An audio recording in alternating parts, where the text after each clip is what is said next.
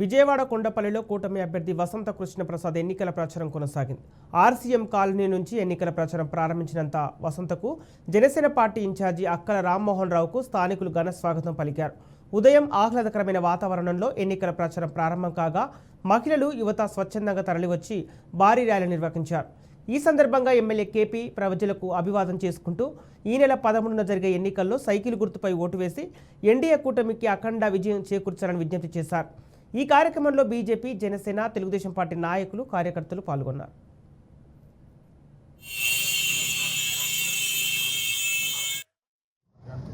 జగన్మోహన్ రెడ్డి గారు తీరని అన్యాయం చేశారు.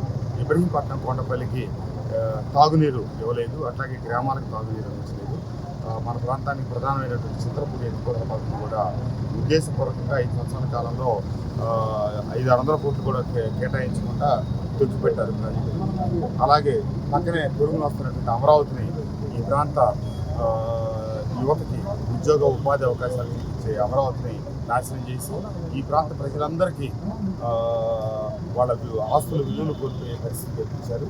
2019 ఎన్నికలకు ముందు ఇక్కడే రాజధాని ఉంటుందని చెప్పి ఇక్కడే ప్రమాణ స్వీకారం చేసి ఇప్పుడు 24 ఎన్నికల్లో గెలిస్తే వైజాగ్లో ప్రమాణ స్వీకారం చేస్తానని చెప్తా ఉన్నారు. కాబట్టి ప్రజలందరూ గమనించండి, మన ప్రాంతానికి వచ్చిన రాజధానిని నేను తరలిస్తాను అని ఇప్పుడు విసుగుగా ముఖ్యమంత్రి గారు చెప్తా ఉన్నారు. మనమందరం కలిసికట్టుగా ఐకమత్యంగా ఉండి మన రాజధానిని మనం కాపాడుకోవాలి, మన ప్రాంతంలో వచ్చే రాజధాని మనం కాపాడుకోవాలి, మన బిడ్డల భవిష్యత్తును మనం కాపాడుకోవాలి, మన భవిష్యత్తు తరాలకు వచ్చే అవకాశాలను మనం కాపాడుకోవాలంటే మనమందరం వైఎస్ఆర్ కాంగ్రెస్ పార్టీని ఓడించాలి.